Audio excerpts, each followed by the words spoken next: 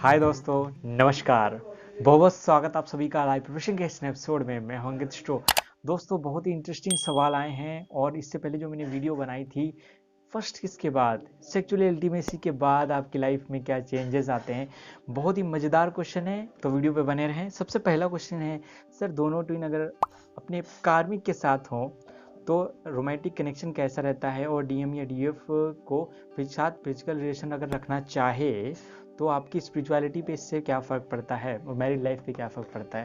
ये बहुत ही interesting question है। मैं इस वीडियो में स्पिरिचुअलिटी का एकदम कोर आपसे डिस्कशन करने वाला हूँ।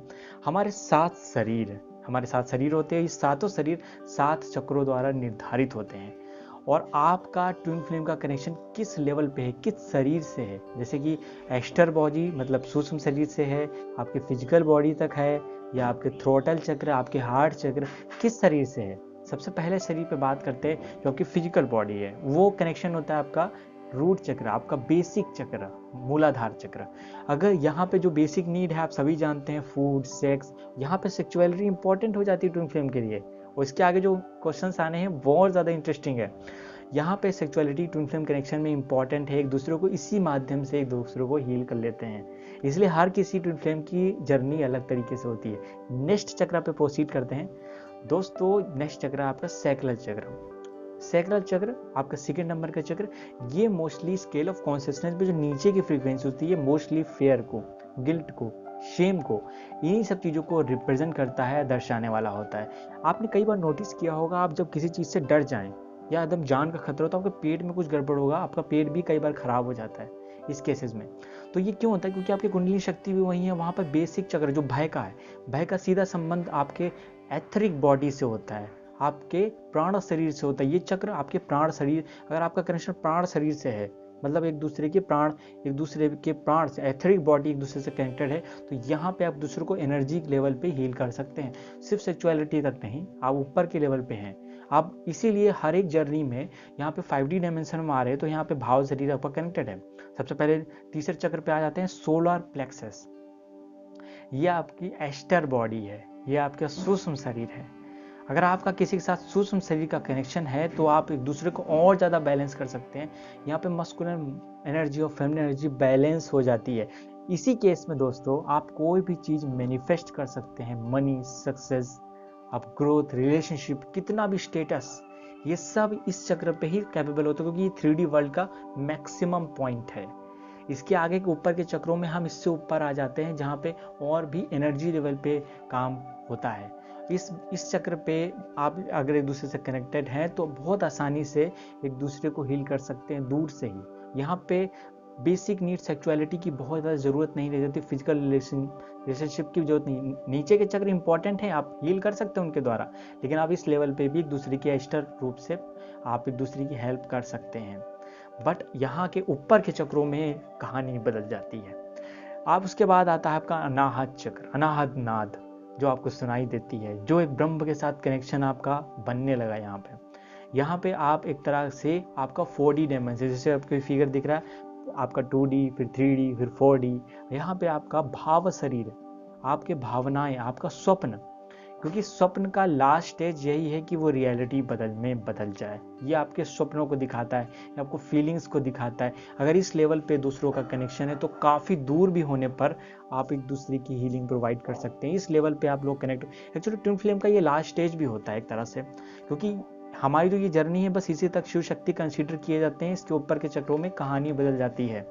और ये प्रश्न पे मैं आऊँगा, इसका आंसर मैं बताऊँगा। पहले मैं ऊपर के चक्रों की बात कर लेता हूँ दोस्तों। ब्रह्म शरीर सबसे ऊपर, कॉस्मिक बॉडी, उसके नीचे यहाँ पे ये जो आपका थ्रोटल चक्र है, ये आपके आत्म शरीर है, आत्मा का शरीर। इसी लेवल पे धीरे धीरे करके आप कनेक्शन बढ़ती जाती है आप लोगों के बीच में। अगर इस लेवल पे आपका कनेक्शन है तो अलग तरह के एक्सपीरियंसेस होंगे। यहाँ पे ही आके आपको आत्मज्ञान अनुभव होता है।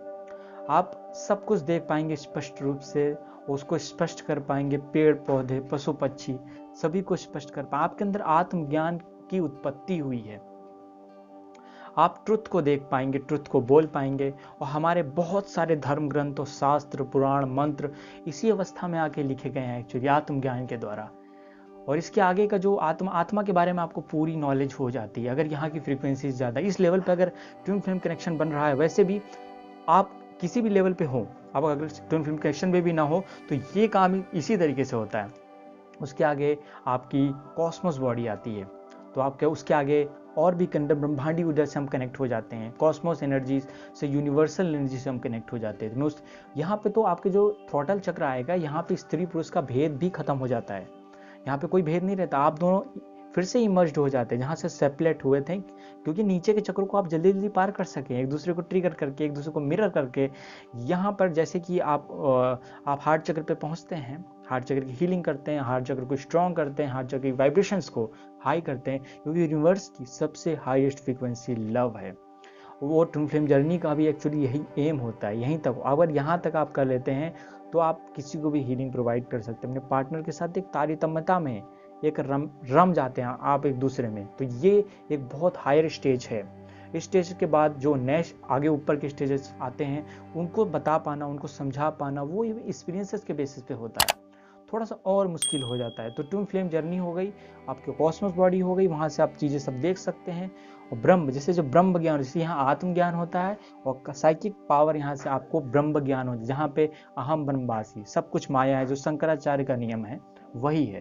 उसके आगे हमको ऊपर दूसरे लोगों का एकदम कॉस्मोस बॉडी में एकदम यूनिवर्सल, हम इसके बाद सारी चीज़ों के बारे में जो कुछ इस सृष्टि में नहीं है, जो है आपको यहाँ पे जब तक थ्रॉटल में रहेंगे आप हैं, यहाँ पे मैं रहेगा, लेकिन यहाँ पे मैं भी समाप्त हो जाएगा, वहाँ पे वो बचेगा जो ब्रह्म है, सब कुछ माया, लेकिन यहाँ माया भी समाप्त हो जाती है आपके ऊपर के चक्रों में। तो ये इम्पॉर्टेंट है।